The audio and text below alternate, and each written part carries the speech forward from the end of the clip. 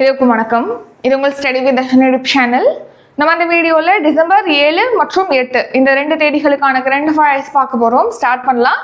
அதுக்கு முன்னாடி எப்போதும் போல எஸ்டர்டே கரண்ட் அஃபேர்ஸ், அதாவது last day current affairs December 6க்கான ரிவிஷன் பார்த்துட்டு ஸ்டார்ட் பண்ணலாம். டிசம்பர் 6ஆம் தேதிக்கான current affairs revision. First question, 2026 Chennai புத்தக கண்காட்சியின் எத்தனையாவது பதிப்பு நடைபெற உள்ளது? ஆன்சர் 49வது பதிப்பு. 2024ஆம் ஆண்டுக்கான உலக சாலை புள்ளி விவரத்தின் அடிப்படையில் 1 லட்சம் மக்கள் தொகைக்கு இந்தியாவில் சாலை விபத்து உயிரிழப்பு விகிதம் டேஷ் ஆக பதிவாகி உள்ளது. ஆன்சர் 11.89. எங்கு அமைக்கப்பட்டுள்ள மின்னணு சாதனங்களுக்கான கண்ணாடி பொருட்கள் தொழிற்சாலையை முதலமைச்சர் ஸ்டாலின் அவர்கள் திறந்து வைத்துள்ளார்? ஆன்சர் ஸ்ரீபெரும்புதூர். 18 வயது நிறைவடைந்த இளைஞர்களுக்கான தன்னார்வ இராணுவ சேவை திட்டத்தை கீழ்கண்ட எந்த நாடு கொண்டு வருகிறது? Answer Germany. கருட சக்தி கூட்டு சிறப்பு படை பயிற்சி எங்கு தொடங்கப்பட்டுள்ளது? ஆன்சர் பக்லோ. இந்தியாவின் மிகப்பெரிய விமான நிறுவனம் எது? Answer indigo airlines. சர்வதேச சிறுத்தை தினம் எந்த நாளில் அனுசரிக்கப்படுகிறது? ஆன்சர் டிசம்பர் 4ஆம் தேதி. தற்போது ரெப்போ விகிதம் எத்தனை சதவீதமாக குறைக்கப்பட்டுள்ளது? ஆன்சர் 5.25%. கூடங்குளம் அணுமின் நிலையத்தை கட்டமைக்கும் திட்டத்தை இந்தியாவும் எந்த நாடும் மேற்கொண்டுள்ளன? Answer Russia. பிஎஸ்ஏ டூரின் அங்கமாக நடைபெற்ற HCL ஸ்குவாஷ் இந்தியன் டூர் 4 போட்டியில் சாம்பியன் கோப்பையை வென்றவர்கள் யார்? Answer Velavan Senthilkumar, Anahat Singh. So December 7 மற்றும் 8 இந்த 2 தேதிகளுக்கான கரண்ட் அஃபேர்ஸ் பார்க்கலாம். ஸோ ஃபர்ஸ்ட் இன்றைக்கான கரண்ட் அஃபேர்ஸ் பார்க்கறதுக்கு முன்னாடி இம்பார்ட்டன்ட் டேவோட ஸ்டார்ட் பண்ணலாம். ஸோ இன்னைக்கு என்ன டேனா டிசம்பர் 8ஆம் தேதி போதி டே செலிப்ரேட் பண்ணுறோம். போதி அப்படின்னா உங்களுக்கு என்ன ஞாபகம் வரணும்? புத்தர் தான் ஞாபகம் வரணும். புத்தர் பார்த்தீங்கன்னா ஏன் எல்லாரும் துன்பப்படுறாங்க அப்படின்னு சொல்லிட்டு அவர் அதுக்கு பதிலை தேடி தியானம் இருக்க ஆரம்பிக்கிறாரு. ஸோ அவர் அந்த மாதிரி போதி மரத்துக்கு அடியில் அந்த மாதிரி தியானம் இருக்கும்போது அவர் அந்த என்லைட்மெண்ட்டை அட்டென்ட் பண்ணியிருப்பார், ஞானம் பெற்றிருப்பார். அதுதான் நம்ம போதி மரம் சொல்கிறோம். எந்த மரத்துக்கு கீழே அவர் அந்த என்லைட்மெண்ட் அட்டென்ட் பண்ணியிருப்பாரோ அந்த மரத்தை நம்ம போதி மரம் சொல்றோம். ஆக்சுவலா அது என்ன மரம் அப்படின்னா பீப்பிள் ட்ரீ, அதாவது அரச மரம். அரச மரத்துக்கு அடியில் அவர் தியானம் பண்ணும்போது தான் அந்த என்லைட்மெண்ட்டை அட்டைன் பண்ணியிருப்பாரு. ஸோ அவர் அந்த ஞானம் பெற்றதை நினைவு கூறும் வகையில் ஸோ கௌதம புத்தர் அப்படின்னு சொல்லுவோம், அல்லது சித்தார்த்த கௌதமர் அப்படின்னு சொல்லுவோம். அவருடைய பேர் சித்தார்த்த கௌதமர். ஸோ சித்தார்த்த ஞானம் பெற்ற புத்தராக மாறிய அந்த தருணத்தை நினைவு கூறும் வகையில் டிசம்பர் 8 நம்ம என்ன டே செலிப்ரேட் பண்ணுறோம்? இந்த போதி டே அப்படிங்கிறது செலிப்ரேட் பண்ணுறோம். போதினா என்ன? அதோட மீனிங் ஞானம், என்லைட்மெண்ட், அதான் அதோட மீனிங். சமஸ்கிருத வார்த்தை தான் போதி. போதினா சமஸ்கிருதத்தில் ஞானம் அப்படிங்கிறது மீனிங். அடுத்து சமிட்ஸ். தமிழ்நாடு வளர்கிறது என்ற தலைப்பில் முதலீட்டாளர்கள் மாநாடு எங்கு தொடங்கப்பட்டுள்ளது? ஆன்சர் மதுரை. ஸோ இப்போ தமிழ்நாடு வளர்கிறது அப்படின்னு சொல்லிட்டு ஒரு இன்வெஸ்டர்ஸ் சமிட், முதலீட்டாளர்கள் மாநாடு இப்போ மதுரையில் ஸ்டார்ட் பண்ணியிருக்காங்க. முதலமைச்சர் ஸ்டாலின் அவர்கள் தலைமையில் இந்த சமிட் நடத்துகிறாங்க. இன்வெஸ்டர் சமிட் அப்படின்னாலே இங்கே நம்ம தமிழ்நாட்டில் அவங்களுடைய முதலீடுகளை ஈர்ப்பதற்காக இங்கே ஒரு ப்ராஜெக்ட் ஸ்டார்ட் பண்ணுவாங்க, ஒரு தொழிற்சாலை அமைக்கலாம், ஏதாவது ஒரு நிறுவனம் தொடங்கலாம். இந்த மாதிரி வெளிநாட்டிலேருந்து நமக்கு இன்வெஸ்டர்ஸ், வெளி மாநிலங்கள்லேருந்து இன்வெஸ்டர்ஸ் ஈர்க்கும் வகையில் தான் இந்த மாநாடு நடத்தப்படுது மதுரையில் முதலமைச்சர் ஸ்டாலின் அவர்கள் தலைமையில். ஸோ அப்போ இந்த மாநாட்டில் பார்த்தீங்கன்னா ஒரு 36,660.35 கோடி மதிப்பிலான அதாவது முதலீடுகளை ஈர்க்கும் வகையில் ஒரு 91 புரிந்துணர்வு ஒப்பந்தங்கள் அப்படிங்கிறது மேற்கொள்ளப்படும் அப்படின்னு சொல்லி எதிர்பார்க்கப்படுது. அடுத்து இப்போ மதுரையில் தானே இந்த மாநாடு நடக்குது. அப்போ மதுரையை பற்றி பார்க்கணும். மதுரையில் கலைஞர் நூற்றாண்டு நூலகம் அப்படிங்கிறது 2023 தான் ஓப்பன் பண்ணியிருப்பாங்க. அதாவது பார்த்தீங்கன்னா 216 கோடி மதிப்பீட்டில் கலைஞர் நூற்றாண்டு நூலகமானது மதுரையில் அமைச்சிருக்காங்க. 2.4 லட்சம் சதுர அடி பரப்பளவில் 8 தளங்களோடு அமைச்சிருக்காங்க. 2023 ஜூலை 15 தான் இதை ஓப்பன் பண்ணியிருப்பாங்க. அது மட்டும் இல்லாமல் மதுரையில் பார்த்தீங்கன்னா ஜல்லிக்கட்டுக்கு புகழ்பெற்ற அலங்காநல்லூரில் அந்த ஜல்லிக்கட்டு அரங்கமும் உலக தரத்தில் அமைச்சிருக்காங்க. ஸோ அது 16 ஏக்கர் பரப்பளவில் அலங்காநல்லூர் அருகே கீழக்கரை கிராமத்தில் அந்த அரங்கமானது அமைச்சிருக்காங்க. கலைஞர் நூற்றாண்டு ஏறு தழுவுதல் அரங்கம் அப்படின்னும் அந்த அரங்கத்துக்கு பெயர் சூட்டியிருக்காங்க. அடுத்து national current affairs. Rama Janma Bhoomi வழக்கில் உச்சநீதிமன்ற அரசியல் சாசன அமர்வு எந்த ஆண்டு தீர்ப்பளித்தது? ஆன்சர் 2019ஆம் ஆண்டு தான் ராம ஜென்ம பூமி வழக்குல உச்சநீதிமன்றம்ங்கிறது, அதாவது உச்சநீதிமன்ற அரசியல் சாசன அமர்வு அப்படிங்கிறது அவங்களுடைய தீர்ப்பு வந்து வழங்கியிருப்பாங்க.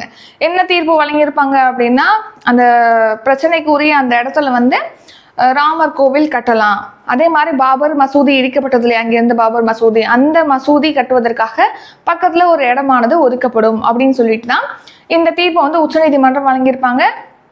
அதன்படி அந்த பிரச்சனைக்கு உட்பட்ட அந்த இடத்துல ராமர் கோவில் அப்படிங்கிறத கட்டிட்டாங்க. அதோட கட்டுமான பணிகள் எல்லாம் முடிஞ்சிருச்சுன்னு கூட நம்ம ரீசெண்டாக பார்த்துருப்போம். அதில் காவி கொடியை கூட பிரைம் மினிஸ்டர் மோடி வந்து ஏற்றி வச்சாங்க அப்படின்னு சொல்லி நம்ம பார்த்துருப்போம். இப்போ 2026ல் இந்த பாபர் மசூதி அப்படிங்கிறது கட்டப்படும் அதுக்குன்னு ஒதுக்கப்பட்ட இடத்துல அப்படின்னு சொல்லி தெரிவிச்சிருக்காங்க. ஏன்னா இப்போ பாபர் மசூதி இடிக்கப்பட்டு 33ஆம் ஆண்டு நினைவு தினமானது இந்த வருஷம் வந்து மார்க் பண்றாங்க. இந்த வருஷம் 33ஆம் ஆண்டு நினைவு தினம் பாபர் மசூதி இடிக்கப்பட்டு. ஸோ அதையொட்டி தான் நம்ம இந்த ராமஜென்ம பூமி வழக்கு பத்தி பார்க்குறோம். ராமஜென்ம பூமி வழக்குல 2019ல் தீர்ப்பு வழங்கியிருப்பாங்க. அயோத்தியில 1992ல் பாபர் மசூதி அப்படிங்கிறது இடிக்கப்பட்டது. 2019ல் உச்சநீதிமன்ற தீர்ப்புக்கு அப்புறமா அந்த இடத்துல ராமர் கோவிலானது கட்டியிருப்பாங்க.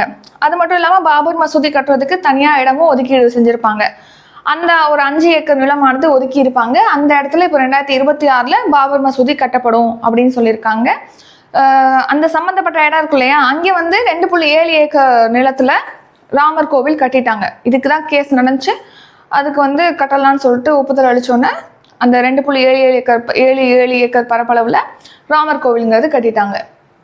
இம்பார்ட்டன்ட் டே. மகாபரி நிர்வான் திவாஸ் எனும் பெயரில் யாருடைய நினைவு தினம் கொண்டாடப்படுகிறது, அனுசரிக்கப்படுகிறது? Answer BR Ambedkar. ஸோ சட்ட வரைவு குழுவோட தலைவரான BR அம்பேத்கர் அவர்கள் தலைமையில தான், அதாவது அவருடைய நினைவு நாள் தான் நம்ம மகாபரி நிர்வான் திவாஸ் ஆனது நம்ம அனுசரிக்கிறோம். அம்பேத்கர் பார்த்தீங்கன்னா நம்ம நாட்டுடைய முதல் சட்ட அமைச்சர் அப்படின்னு பார்த்துருப்போம். அதே மாதிரி சட்ட வரைவு குழுவோட தலைவர் வந்து இந்த அம்பேத்கர் அவர்கள் தான். இவருக்கு பாரத ரத்னா உள்ளிட்ட உயரிய விருதுகளானது வழங்கப்பட்டிருக்கு.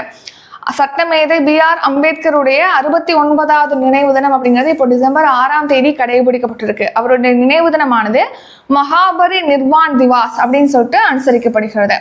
BR அம்பேத்கரை பொறுத்த வரைக்கும் இவர் வந்து 1891 ஏப்ரல் 14ஆம் தேதி பிறந்திருக்காரு. 1956 டிசம்பர் 6ஆம் தேதி வந்து காலமா இருக்காரு. இவர் இறப்பிற்கு அப்புறமா தான் பாரத ரத்னா விருதுங்கிறது 1990ல் வழங்கியிருக்காங்க.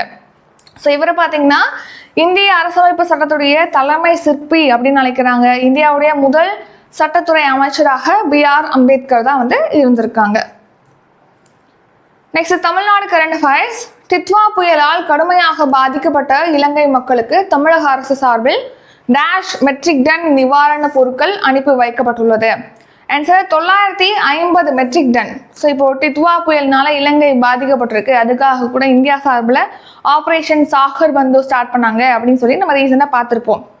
இந்த நிலைமையில தமிழக அரசும் தனியாக பார்த்தீங்கன்னா ஒரு 950 மெட்ரிக் டன் பொருட்களை வந்து நிவாரண பொருட்களை யாருக்கு அனுப்பியிருக்கா, இலங்கைக்கு அனுப்பி வச்சிருக்காங்க. முதலமைச்சர் ஸ்டாலின் அவர்கள் அதை கொடி அசைத்து தொடங்கி வச்சிருக்காங்க. ஸோ டித்வா புயலால் கடுமையாக பாதிக்கப்பட்ட இலங்கை மக்களுக்காக தமிழக அரசு சார்பில் 950 மெட்ரிக் டன் நிவாரண பொருட்களானது வழங்கப்பட்டிருக்கு. ஸோ சென்னை துறைமுகத்தில் 650 மெட்ரிக் டன்னும், தூத்துக்குடி துறைமுகத்திலேருந்து 300 மெட்ரிக் டன்னும் அனுப்பியிருக்காங்க. ஸோ இது இம்பார்ட்டன்ட் கிடையாது. தமிழக அரசு 950 மெட்ரிக் டன் கொடுத்துருக்காங்க. அது இம்பார்ட்டன்ட். ஏன்னா இதில் தமிழக அரசு ஒன்று பண்ணுறாங்க அப்படின்னா அது எக்ஸாமில் TNPSC எக்ஸாமில் அது ரிஃப்ளெக்ட் ஆகும். ஸோ இதை கவனிச்சுக்கோங்க. ஸோ இலங்கைக்கு பார்த்தீங்கன்னா இந்திய கடற்படைக்கு சொந்தமான கப்பல்கள் மூலமாக தான் இதை வந்து அனுப்பியிருக்காங்க. அடுத்து ரீசன்ட் நியூஸ். இலங்கை வந்து புயலால் பாதிக்கப்பட்டிருக்கு இல்லையா டித்வா புயல்னால. ஸோ அதுக்கு வந்து நிவாரண பொருட்கள் வழங்குறதுக்காக ஆப்ரேஷன் சாகர் பந்து ஸ்டார்ட் பண்ணாங்க. ஆப்ரேஷன் பிரம்மாங்கிறது மியான்மர்லேருந்து இந்தியர்களை மீட்கிறதுக்காக ஸ்டார்ட் பண்ணியிருக்காங்க, மியான்மருக்கு உதவுறதுக்காக. அடுத்து ஆப்ரேஷன் இந்திராவதிங்கிறது ஹைட்டிலேருந்து இந்தியர்களை மீட்கிறதுக்காக ஸ்டார்ட் பண்ணாங்க. ஆப்ரேஷன் பிரம்மா திட்டம்ங்கிறது மியான்மர்ல 85 டன் நிவாரண பொருட்களானது வழங்கியிருக்காங்க இந்த ஆப்ரேஷன் பிரம்மா திட்டம் மூலமா. ஆப்ரேஷன் சத்பவ் திட்டம் மூலமா யாகி புயல்னால பாதிக்கப்பட்ட மியான்மர், லாவோஸ், வியட்நாமுக்கு நிவாரண பொருட்களை இந்தியா வழங்கியிருக்கு. இந்த ஆப்ரேஷன் சாகர் பந்து வந்ததுனால நீங்க ரீசனா நடந்த எல்லா ஆப்ரேஷனுமே ஞாபகம் வச்சுக்கணும், ஏன்னா கேட்பாங்க. Next Tamil Nadu current affairs. இந்தியாவிலேயே மிகப்பெரிய புற்றுநோய் மருத்துவமனை எங்கு அமைக்கப்படுகிறது? ஆன்சர் காஞ்சிபுரம். ஸோ காஞ்சிபுரத்தில் பார்த்தீங்கன்னா இந்தியாவிலே மிகப்பெரிய புற்றுநோய் மருத்துவமனை அப்படிங்கிறது அமைக்கிறாங்க. ஸோ இப்போ இந்த மருத்துவமனை விரைவில் அதோட கட்டுமான பணிகள் முடிஞ்சு முதலமைச்சர் ஸ்டாலின் அவர்கள் அதை ஓப்பன் பண்ணுவாங்கன்னு சொல்லிட்டு மக்கள் நல்வாழ்வுத்துறை அமைச்சர் மா சுப்பிரமணியன் அவர்கள் தெரிவிச்சிருக்காங்க. அதனால தான் இதை பற்றி பார்க்குறோம். காஞ்சிபுரத்தில் காரப்பேட்டை அருகே இது அமைக்கிறதா சொல்லியிருக்காங்க. இந்த மருத்துவமனை 324 கோடி செலவில் 770 படுக்கைகளோட அமைக்கிறாங்க. அடுத்து பார்த்தீங்கன்னா நலம் காக்கும் ஸ்டாலின் திட்டம் பற்றியும் அவர் பேசியிருப்பாரு. என்னன்னா இந்த ஸ்கீம் வந்து இந்த வருஷம் ஆகஸ்ட் 2 தான் ஸ்டார்ட் பண்ணியிருப்பாங்க. ஒரு 1256 முகாம்கள் அமைச்சு அங்கே மக்களுக்கே போய் மக்களுடைய இடத்துக்கே போய் அங்கே முகாம்கள் மூலமாக அவங்களுக்கு ஏதாவது ஹெல்த் இஷ்யூ இருக்கா அப்படின்னு சொல்லிட்டு பரிசோதனைகளானது நடத்துவாங்க. மருத்துவ பரிசோதனைங்கிறது நடத்துறாங்க. ஸோ பொதுமக்களுடைய உடலை வந்து பரிசோதனை செய்யணும் அப்படிங்கிற நோக்கத்தில் தான் இதை ஸ்டார்ட் பண்ணாங்க. 1256 முகாம்கள் நடத்துறாங்க. சனிக்கிழமை மட்டும்தான் இந்த முகாம் நடத்தப்படும் அப்படின்னு சொல்லியிருப்பாங்க. இப்போ என்னன்னா வியாழக்கிழமையும் நடத்த போறதா சொல்லியிருக்காங்க. அடுத்து இந்தியாவிலே மிகப்பெரிய புற்றுநோய் மருத்துவமனைங்கிறது எங்கே அமைக்கிறாங்கன்னு சொல்லி பார்த்தோம், காஞ்சிபுரம். அப்போ ஏற்கனவே ஒன்று இருக்கணும் இல்லையா? அதுதான் என்னன்னா மும்பையில் இருக்கக்கூடிய Tata memorial cancer research institute தான் இந்தியாவில மிகப்பெரிய புற்றுநோய் மருத்துவமனையா இருக்கு. இங்கே 670 படுக்கை வசதிகள் தான் இருக்கு. நமக்கு வந்து 700க்கும் மேற்பட்ட படுக்கை வசதிகளோட காஞ்சிபுரத்தில் அமைக்கிறாங்க புற்றுநோய் மருத்துவமனை. Next reason news. ஸோ இந்தியாவில் ஃபர்ஸ்ட் டைம் பார்த்தீங்கன்னா சர்வதேச தரத்தில் வண்ண மீன் வர்த்தக மையம் சென்னையில் இருக்கு. அடுத்து இந்தியாவில் முதன்முறையாக தனியார் ஹெலிகாப்டர் உற்பத்தி ஆலைங்கிறது கர்நாடகாவில் அமைச்சிருக்காங்க. முதல் குழந்தை திருமணவல்லா மாவட்டமாக பல்லோட் வந்து உருவெடுத்திருக்கு. இந்தியாவிலேயே முதன்முறையாக நிகழ்நேர வெள்ள முன்னறிவிப்பு அமைப்பு அப்படிங்கிறது சென்னையில் நிறுவப்பட்டிருக்கு. இந்தியாவில் ஃபர்ஸ்ட் டிஜிட்டல் பழங்குடியின அருங்காட்சியகம் சத்தீஸ்கர்ல ஓப்பன் பண்ணியிருக்காங்க. அடுத்து இந்தியாவில் ஃபர்ஸ்ட் உலகளாவிய என்ஜின் பராமரிப்பு மற்றும் பழுதுபார்ப்பு மையம் அது ஹைதராபாத்ல அமைச்சிருக்காங்க. அடுத்து தமிழ்நாடு கரண்ட் அஃபேர்ஸ். மதுரை மேம்பாலத்துக்கு யாருடைய பெயரானது சூட்டப்பட்டுள்ளது? ஆன்சர் வேலு நாச்சியார். ஸோ வேலு நாச்சியார் அவர்களுடைய பேர் தான் இப்போ மதுரை மேம்பாலத்துக்கு சூட்டப்பட்டிருக்கு. ஏற்கனவே கோவை மேம்பாலத்துக்கு ஜிடி நாயுடு அவர்களோட பெயர் சூட்டப்பட்டதுன்னு சொல்லி பார்த்துருப்போம். இப்போ வேலுநாச்சியாரோட பேர், அதாவது அவங்களுடைய பேர் வந்து மதுரை மேலமடை சந்திப்பு சாலையில் அமைச்சிருக்கக்கூடிய மேம்பாலத்துக்கு சூட்டப்படுறதா முதலமைச்சர் ஸ்டாலின் அவர்கள் அறிவிச்சிருக்காங்க. இந்த மேம்பாலம் 150.28 கோடியில் அமைச்சிருக்காங்க. எவ்வளோ நீளத்துக்கு அமைச்சிருக்காங்கன்னா 950 மீட்டர் தூரத்திற்கு இந்த மேம்பாலமானது அமைக்கப்பட்டிருக்கு. அதுக்கு வெள்ளையர்களை எதிர்த்து போர்ல ஈடுபட்டு சிவகங்கையை மீட்ட வேலுநாச்சியாருடைய பெயரானது சூட்டப்பட்டிருக்கு. அடுத்த ரீசன் நியூஸ். கோவையில அவினாசி சாலை மேம்பாலத்துக்கு வந்து ஜிடி நாயுடு பெயர் சூட்டியிருக்காங்க. விருதுநகர்ல அமைக்கப்பட்ட புதிய பாலத்துக்கு தியாகி சங்கரலிங்கனார் பெயர் சூட்டப்படும் சொல்லியிருக்காங்க. பிரதமர் அலுவலகத்துக்கு பாத்தீங்கன்னா சேவா தீர்த் அப்படின்னு சொல்லிட்டு பெயர் மாற்றம் செஞ்சிருக்காங்க. தமிழ்நாடு ஸ்கீம். அண்ணல் அம்பேத்கர் அயல்நாட்டு கல்வி உதவித்தொகை திட்டம் எந்த பிரிவை சேர்ந்த மாணவர்களுக்காக தொடங்கப்பட்டது? Answer SC ST. அதாவது பார்த்தீங்கன்னா இப்போ எஸ்சி எஸ்டி ஆதி திராவிடர் மற்றும் பழங்குடியினத்தை சேர்ந்த மாணவர்களா இருக்காங்க. அவங்க வந்து இப்போ எம்ஏ எம்எஸ்சி பிஹெச்டி இதெல்லாம் படிக்கணும், வெளிநாட்டில் போய் படிக்கணும் அப்படின்னு விரும்புறாங்க அப்படின்னா அவங்களுக்கு அந்த உதவித்தொகை, அதுக்கான ஃபெசிலிட்டி பண்றதுக்கான உதவித்தொகை வழங்குவதற்காக தான் இந்த அண்ணல் அம்பேத்கர் அயல்நாட்டு கல்வி உதவித்தொகை திட்டம் அப்படிங்கிறது ஸ்டார்ட் பண்ணியிருப்பாங்க. ஸோ இந்த ஸ்கீமை ஸ்டார்ட் பண்ணதுக்கு பர்டிகுலர் இயர் கிடையாது. ஃபர்ஸ்ட் ஸ்டார்ட் பண்ணியிருப்பாங்க, அதுக்கப்புறமா தான் அதை கொஞ்சம் விரிவுபடுத்தி இந்த அண்ணல் அம்பேத்கர் அயலக உயர்கல்வி திட்டமா மாத்திருப்பாங்க. ஸோ அதனால பர்டிகுலர் இயர் சொல்ல முடியாது. இந்த ஸ்கீம்ல பாத்தீங்கன்னா பயன்பெறக்கூடிய அந்த எஸ்சி எஸ்டி மாணவர்கள் இருக்காங்க இல்லையா, அவங்க வெளிநாட்டில் படிக்கிறதுக்காக 36 லட்சம் வரைக்கும் கல்வி உதவித்தொகையானது வழங்குறாங்க. அது மட்டும் இல்லாம இந்த உதவித்தொகையை பெறணும் அப்படின்னா குடும்ப ஆண்டு வருமானம்ங்கிறது 3 லட்சமா இருந்துச்சு இதுக்கு முன்னாடி. 12 லட்சமாக இப்போ உயர்த்திட்டாங்க. ஒரு குடும்பத்தை சேர்ந்த மாணவராக இருக்காரு, அந்த குடும்பத்துடைய ஆண்டு வருமானம் 12 லட்சமா இருக்கு அப்படின்னா அவங்க இதுல எலிஜிபிள் ஆக முடியும், இந்த ஸ்கீம்ல பயன்பெற முடியும். அதுக்கு மேல ஆகும்போது அதுல எலிஜிபிள் பண்ண ஆக முடியும் அந்த ஸ்கீம்ல, சரியா? ஸோ இந்த ஸ்கீம் எதுக்காக? எஸ்சி எஸ்டி படிக்கக்கூடிய மாணவர்கள் வெளிநாட்டுல போய் உயர்கல்வி படிக்க விரும்புறாங்கன்னா அவங்களுக்கு உதவித்தொகை, கல்வி உதவித்தொகையானது இந்த ஸ்கீம்ல கொடுக்குறாங்க. அடுத்து ஆதி திராவிடர் மற்றும் பழங்குடியினர் மேம்பாட்டு செயல் திட்ட சட்டம் 2024 அப்படிங்கிறது நிறைவேற்றப்பட்டிருக்கு தமிழ்நாட்டில். ஸோ அதன்படி பார்த்தீங்கன்னா இந்த ஆதி திராவிடர் மற்றும் பழங்குடியினருக்கு வந்து விகிதாச்சாரப்படி நிதியானது கட்டாயமாக ஒதுக்கப்படணும்.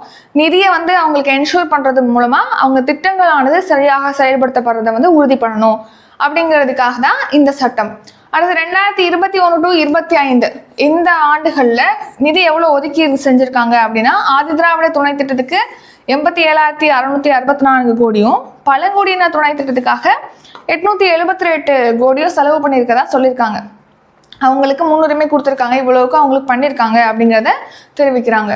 அடுத்து ஆதி திராவிடர் மற்றும் பழங்குடியினர் நலத்துறையின் கீழ் பள்ளிகள் இயங்குது இல்லையா, அங்கே படிக்கக்கூடிய மாணவர்களுக்கு வந்து உயர்கல்விக்கான அந்த என்ட்ரன்ஸ் எக்ஸாம்லாம் நடத்துறாங்க இல்லையா, அதுக்கான பயிற்சி வகுப்புகளானது நடத்தப்படுது. தேசிய நுழைவுத் தேர்வுகளுக்கு சிறப்பு பயிற்சி அப்படிங்கிறது வழங்குறாங்க அந்த மாணவர்களுக்கு. அடுத்து 2025 to 26 கல்வி ஆண்டுல IIT, NIT போன்ற கல்வி நிறுவனங்கள்ல 135 மாணவர்கள் இதன் மூலமா பயன்பெற்றிருக்காங்க, படிச்சுட்டு வராங்க அதனால இப்போ அப்படின்னும் தெரிவிச்சிருக்காங்க. அடுத்து இப்போ நம்ம பார்த்த ஸ்கீம் அண்ணல் அம்பேத்கர் அயலக உயர்கல்வி உதவித்தொகை திட்டம். இந்த ஸ்கீம்ல SC/ST மாணவர்கள் வந்து இப்போ உயர்கல்வி படிக்கிறாங்க, வெளிநாட்டில் போய் படிக்கிறாங்கன்னா அவங்களுக்கு உதவித்தொகை அப்படிங்கிறது கொடுக்குறாங்க. இப்போ 5 ஆண்டுகள்ல 385 மாணவர்கள் இதுல படித்துக்கிட்டு இருக்காங்க வெளிநாட்டுல அப்படின்னு சொல்லியிருக்காங்க. இதுக்கு பார்த்தீங்கன்னா 162 கோடி 54 லட்சமானது இது வரைக்கும் வழங்கப்பட்டிருக்கு அப்படின்னும் தெரிவிச்சிருக்காங்க. அடுத்து தொல்குடி புத்தாய்வு திட்டம். தொல்குடி புத்தாய்வு திட்டம் அப்படின்னா பழங்குடியினர் சம்பந்தமாக ஆராய்ச்சி மேற்கொள்றாங்க இல்லையா, அவங்கள வந்து அவங்களுக்கு உதவித்தொகை வழங்கணும் அப்படிங்கிறதுக்காக தான் இந்த தொல்குடி புத்தாய்வு திட்டம் அப்படிங்கிறது ஸ்டார்ட் பண்ணியிருப்பாங்க. ஸோ இப்போ MSc அதே மாதிரி PhD அந்த மாதிரி படிப்புகள் பழங்குடியினர் சம்பந்தமாக அதை ஆராய்ச்சி செய்வது சம்பந்தமாக படிக்கிறாங்க அப்படின்னா அந்த மாணவர்களுக்கு பார்த்தீங்கன்னா உதவித்தொகை கொடுக்குறாங்க. அதாவது இளங்கலை படிக்கிறாங்க, முதுகலை படிக்கிறாங்கன்னா 10,000 ரூபாய் கொடுக்குறாங்க. அதுவே முனைவர் படிப்பு மேலாய்வு படிப்பு படிக்கிறாங்கன்னா 25,000 கொடுக்குறாங்க, முனைவர் மற்றும் மேலாய்வு மாணவர்களுக்கு. அடுத்து தொல்குடி தொடுவானம் திட்டம். இதுல வந்து ஆதிதிராவிடர் பழங்குடியினத்தை சேர்ந்த இளைஞர்களுக்கு பயிற்சியானது வழங்குறாங்க, ஸ்கில் டெவலப்மெண்ட்டுக்காக இந்த ஸ்கீம் தொல்குடி தொடுவானம் திட்டம். வேலை வாய்ப்பை உறுதி செய்வதற்காக 8,440 பேருக்கு 164 கோடியே 51 லட்சம் மானியமானது வழங்கப்பட்டிருக்கு இந்த ஸ்கீம்ல அப்படின்னு சொல்லி தெரிவிச்சிருக்காங்க. Defence current affairs. ஹரிமோ சக்தி 2025 பயிற்சியின் எத்தனையாவது பதிப்பு நடைபெறுகிறது? ஆன்சர் 5வது பதிப்பு. ஸோ இப்போ இந்தியாவுக்கும் மலேசியாவுக்கும் இடையிலான கூட்டு ராணுவ பயிற்சி தான் ஹரிமோவ் சக்தி. இந்த வருஷம் 5th எடிஷன் பார்த்தீங்கன்னா ராஜஸ்தான்ல ஸ்டார்ட் பண்ணியிருக்காங்க. 2 நாடுடைய ராணுவ வீரர்கள் வந்து ஒன்னா சேர்ந்து இந்த பயிற்சியில ஈடுபடுவாங்க.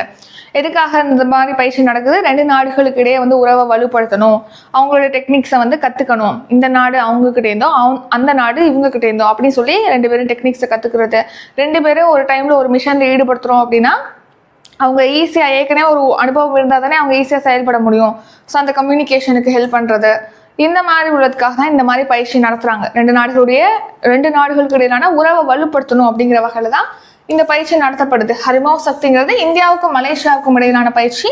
இது ஒரு கூட்டு ராணுவ பயிற்சி. 5th எடிஷன் நடத்துகிறாங்க ராஜஸ்தானில். ஃபீல்டு ஃபயரிங் ரேஞ்சில் தான் இந்த பயிற்சி டிசம்பர் 5லேருந்து 18ஆம் தேதி வரைக்கும் நடத்துகிறாங்க. அடுத்த reason news.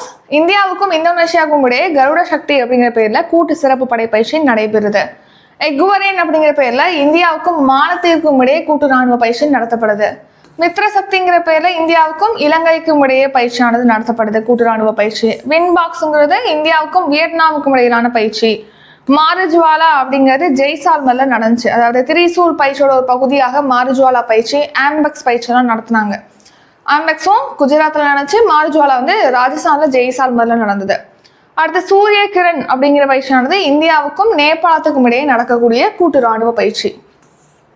Sports current affairs. உலகக்கோப்பை கேரம் போட்டியில் எந்த அணி சாம்பியன் பட்டம் வென்றது? Answer India. ஸோ இப்போ ரீசெண்டாக மாலத்தீவில் மாலே அப்படிங்கிற சிட்டியில் பார்த்தீங்கன்னா இந்த உலகக்கோப்பை கேரம் சாம்பியன்ஷிப் போட்டி நடந்திருக்கு. அதில் இந்திய மகளிர் அணி வந்து சாம்பியனாக இருக்காங்க. ஸோ மாலத்தீவில் மாலையில் உலகக்கோப்பை கேரம் போட்டியுடைய 7வது பதிப்புங்கிறது நடந்திருக்கு. அதில் இந்திய மகளிர் அணி வந்து சாம்பியனாக இருக்காங்க. மகளிர் பிரிவில் பார்த்தீங்கன்னா அணிகள் பிரிவில் இந்தியாவுடைய கீர்த்தனா, மித்ரா, காசிமா இவங்கெல்லாம் வந்து தமிழ்நாட்டு வீராங்கனை, மராட்டிய வீராங்கனை காஜல் குமார், இவங்க 4 பேர் அடங்கிய மகளிர் அணி சாம்பியனாக இருக்காங்க இந்த உலகக்கோப்பை கேரம் போட்டியில். அடுத்து ஒற்றைய பிரிவில் பார்த்தீங்கன்னா கீர்த்தனா, கீர்த்தனா உலக சாம்பியனாக இருக்காங்க. இரட்டைய பிரிவுல கீர்த்தனா, காஜல் குமாரி இந்த 2 பேர் அடங்கிய அணியானது சாம்பியனா இருக்காங்க.